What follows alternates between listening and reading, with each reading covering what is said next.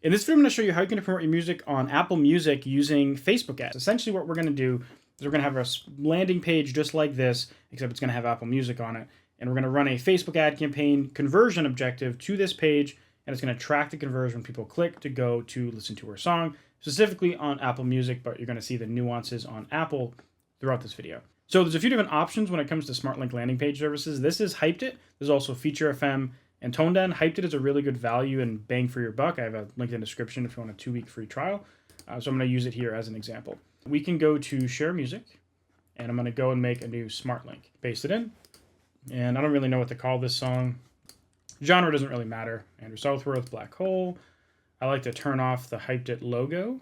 And then here, this is where some of the differences between Spotify campaigns come in. So very often when I'm promoting my music on Spotify with a Facebook ad campaign, I'm going to have Spotify and then Apple Music. Maybe that's it. Maybe also iTunes, sometimes just Spotify even. You can look at the preview here. You can see what this looks like. This is what it would look on a phone. We want to emphasize Apple. There's a few ways to do this, but one way to do it is just have it first.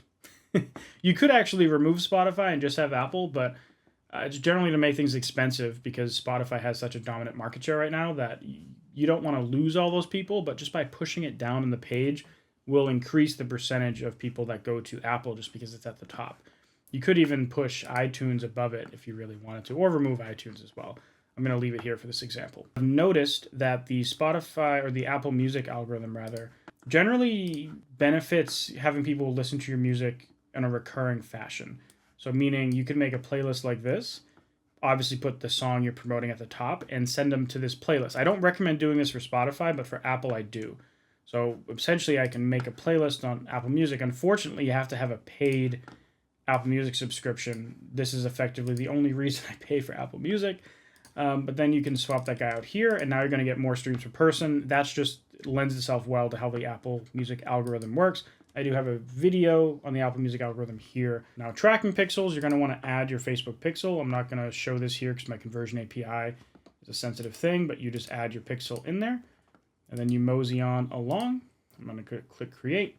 And now that we're done, we have this landing page that we can use inside of our ad campaign. All right, so now inside of Facebook ads, what we're going to do is we're going to click Create, and we are going to start building a campaign just like normal with a Spotify campaign. I'm going to make engagement because that has the conversion objective. And if you want to see another video on the Spotify stuff in more detail, click this guy right here. But I'm going to be kind of skimming through so we can get to the important parts that are unique to Apple. Turn on campaign budget optimization, set your budget and all that. That's all normal stuff. We're going to choose website conversions. We're going to go in and choose our Hyped It click conversion or our custom conversion if you've made that. If you don't know how to make that, you can check out this pixel video right here that shows how to do it with Hyped It or with any landing page service. The countries will be whatever countries you're doing. I have my exact country list in my course if you're interested, which links in the description. Ages, this is going to be very customized to your music, so it might be 18 to 50 or 18 to 45 or maybe something different. But now we get to some special stuff. So very often, if I'm targeting something, I'm going to have Spotify. I'm going to click Define Further, and maybe I'll have Linkin Park. Cool. Now we get 4.9 million people here. Now let me finagle my placements a little bit because that will adjust the audience size based on what we have.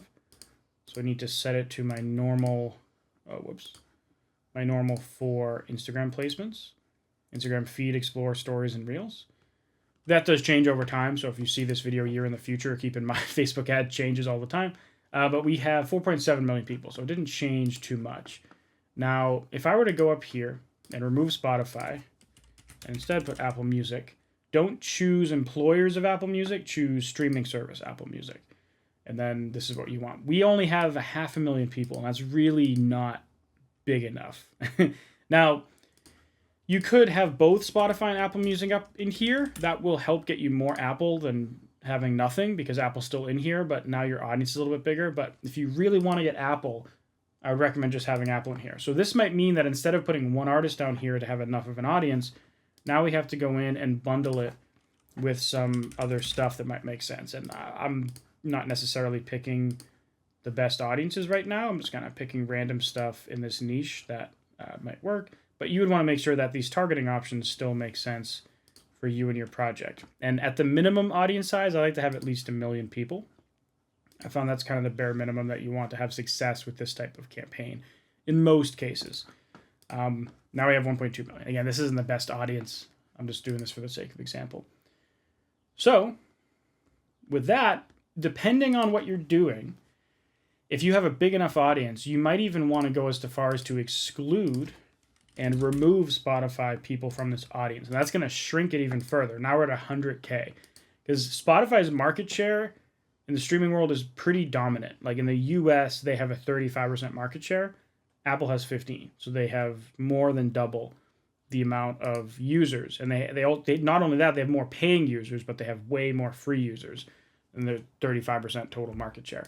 So, Apple Music just cut, and also Apple Music doesn't have a direct integration with Facebook like Spotify does, so the data on Spotify is a little better than the data on Apple. Now, that's not the only thing that you can do on here. Like I did mention before that you could remove Spotify from this page entirely, and that would actually kind of allow you to skip targeting for Apple, because if you're sending people to this page and you only have Apple Music on it, eventually Facebook is going to learn that only people who have Apple Music are converting. And they'll start to automatically filter those people out, even if you're not telling them to filter it out, because of their whole machine learning model. Now, in your ads, very often you'll have an ad that, if you're promoting Spotify stuff, that has a Spotify logo on it. Let me see if I can find an ad in here as an example. Now, in this case, I had both. Let me pull this up real quick. This I had Spotify and Apple Music. And I did this because I wanted to have a respectable amount of people go to Apple. I wasn't targeting for Apple. I was just targeting for Spotify. But by having Apple on here and having Apple second, I was still getting maybe 15% of people going to Apple, and I was fine with that. But if you were to just put Apple on here, just target for Apple, just put Apple on your page, you're going to get only Apple people, but it's probably going to cost a lot more, and there's going to be a way smaller audience size. So these are the variables that you can push and pull with to try to increase the percentage of people that go to Apple. Just keep in mind you want to do it without having a ludicrously expensive cost. Apple Music pays about twice as much as Spotify does per stream. And if you want to see a streaming calculator that I have, you can check the link in the description as well, where you can just see how much each streaming platform pays for a certain amount of streams. But you don't want to be paying 5 times as much per stream on Apple, because it's just not going to pan out.